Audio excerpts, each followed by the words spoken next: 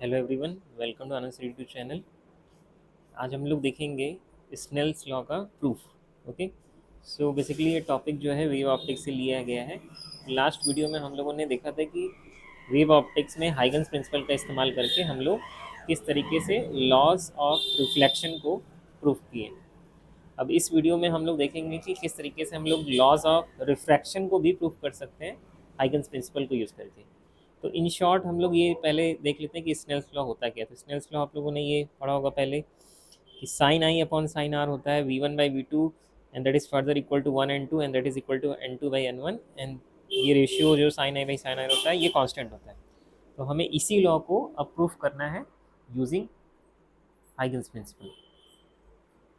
यहाँ पे जो हमारे पास डायग्राम है, इस डायग्राम को पहले हम लोग एक्सप्लेन कर लेते हैं और इसी डायग्राम को यूज़ करके हम लोग जो है सिंपल ट्रिग्नोमेट्री और ज्योमेट्री लगा के लॉ को प्रूव करेंगे। तो इस लॉ में सॉरी इस डायग्राम में आप जो एस एस डैश देख रहे हैं, एस एस डैश, इसको हम लोग कहते हैं section of a plane reflecting surface, section of a plane refracting surface separating media 1 और 2। मतलब यहाँ पे जो मीडिया 1 और मीडिया 2 है उसको सेपरेट करने वाली ये लाइन है, ठीक है, या बाउंड्री हो सकती है। तो मीडिया 1 की रिफ्रैक्टिव इंडेक्स n1 है, उसमें लाइट की स्पीड v1 है, और मीडियम 2 में लाइट की स्पीड v2 है और उसमें रिफ्रैक्टिव इंडेक्स उसका n2 है। और ये हम एज्यूम करके चल रहे हैं कि लाइट की स्पीड मीडियम 1 में मीडियम 2 से ज़्यादा, that is v1 greater than v2। अब यहाँ पे तीन रेज का हम लोगों ने यूज़ किया है, ए बी सी, और जो इंसिडेंट वेव फ्रंट है वो इसी रे के परपेंडिकुलर हम लोगों ने A B, capital A B करके ड्रॉ किया है। तो इंसिडेंट वेव फ्रंट जो यहाँ पे एंगल बनाएगा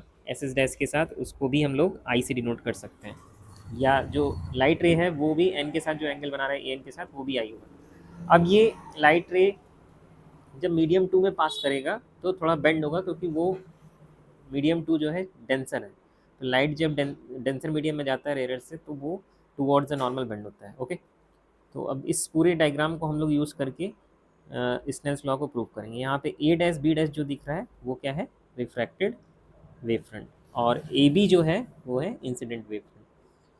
तो हम यहाँ पे हम देखेंगे कि जो वेवलेट ए बी से स्टार्ट होके ए डैश तक जाएगा, उसको पहुँचने में अगर टाइम टी लग रहा है तो वो कितना डिस्टेंस ट्रेवल करेगा। तो वो जो डिस्टेंस ट्रेवल करेगा उसको हम देख सकते हैं B A dash is equal to V1 multiplied by T से। ओके, तो टी स्मॉल टी यहाँ पे वो टाइम है। ओके, तो टाइम टी है time for H B of the wave front to reach A dash, तो बी ए डैश हो जाएगा V1 मल्टीप्लाइड बाई टी। और यहाँ पे अगर separating surface S S dash नहीं होगा तो ए डी जो है बी ए डैश के बराबर होगा, क्योंकि अगर लाइट रे सेम मीडियम में ट्रेवल करेगा तो वो ए डी के अलॉन्ग ही ट्रेवल करेगा और उसको कोई डाइवर्जन नहीं मिलेगा। तो A D B A dash के बराबर होगा, वो V1 इंटू टी के बराबर हो जाएगा। यहाँ से हमें टी की वैल्यू मिल जाएगी B A dash by V1। But actually में तो एस एस डैश यहाँ पे प्रेजेंट है, तो एस एस डैश अगर प्रेजेंट है तो हमें ए बी डैश निकालना होगा, और ए बी डैश इक्वल होगा V2 मल्टीप्लाइड बाई टी के। तो ए बी डैश का मतलब ये हुआ कि जब वेवलेट ए से बी डैश तक जाएगा तो उसको उतना ही टाइम लगेगा जितना टाइम बी को ए डैश तक जाने में लगा है। तो अब हम टी की वैल्यू इक्वेशन 1 से यहाँ पे पुट करेंगे तो V2 into B A dash by V1 हमें मिल जाएगा। अब इसको रीअरेंज करेंगे तो हमें V2 by V1 into V D A D मिल जाएगा।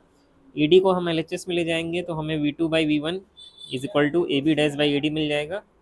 और ये फर्दर हो जाएगा, इसको हम कैसे समझेंगे कि ए बी डैश जो है वो मीडियम 2 में बना हुआ एक आर्क है जिसका रेडियस है ए बी डैश, और अगर एस एस डैश नहीं होता तो यही रेडियस हो जाता ए डी के बराबर। ठीक है, तो ए डी है रेडियस इफ मीडियम 2 वर अपसेंट। ए डैश बी डैश यहाँ पे क्या है, एक कॉमन टेंजेंट उन सारे सेकेंडरी वेवलेट्स के लिए जो कि ए और ए डैश किस डिफरेंट ए और ए डैश के बीच में जो डिफरेंट पॉइंट्स हैं वहाँ से स्टार्ट होंगे। तो एक कॉमन टेंजेंट जो है जब हम ड्रॉ करेंगे तो यही बेसिकली हमारा क्या हो जाएगा, रिफ्रैक्टेड वेव फ्रंट। ठीक है, अब यहाँ पे इस स्नेल्स लॉ को प्रूव करने के लिए हम दो तीन ट्रायंगल का यूज़ करेंगे। तो यहाँ पे जो हमारे पास एक ट्रायंगल है वो ऐसा रफली दिख रहा है, ए डैश और बी डैश। ठीक है,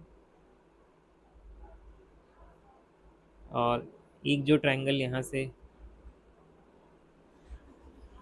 इस तरीके से भी हम देख सकते हैं, ये है पी क्यू और ए डी। तो पी ए डैश क्यू जो है वो सिमिलर होगा ए डैश डी के, और उसी तरीके से पी ए डैश, ठीक है, पी ए डैश और P A dash M dash similar होगा किसके, ए डैश बी के, क्योंकि ये एंगल कॉमन है दोनों में, और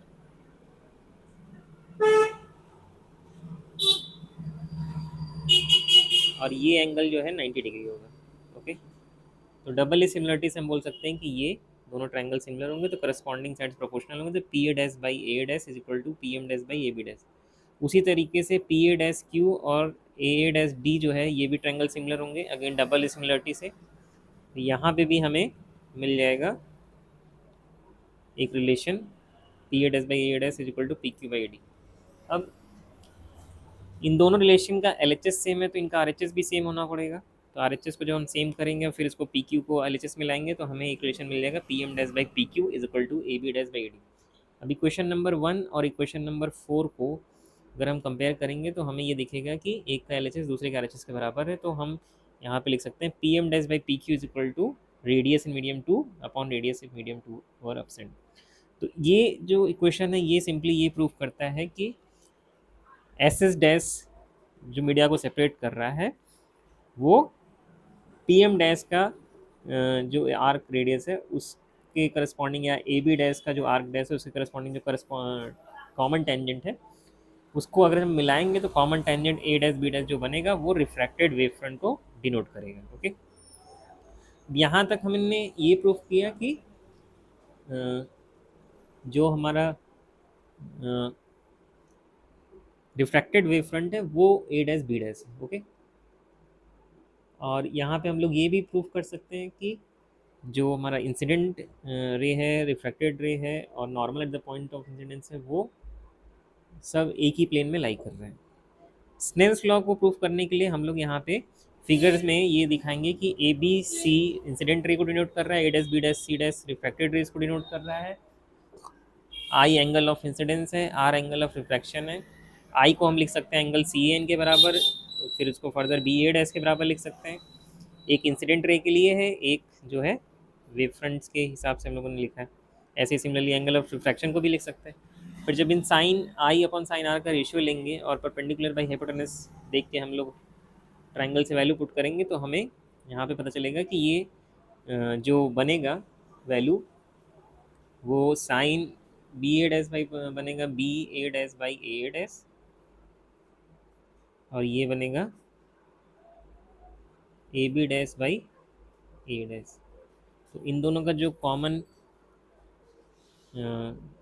हाइपोटेनस है वो कट जाएगा। बी ए डैश फर्दर हमारा वी वन इंटू टी के बराबर है और A B dash V two into T के बराबर, तो इसमें टी भी कट जाएगा फर्दर।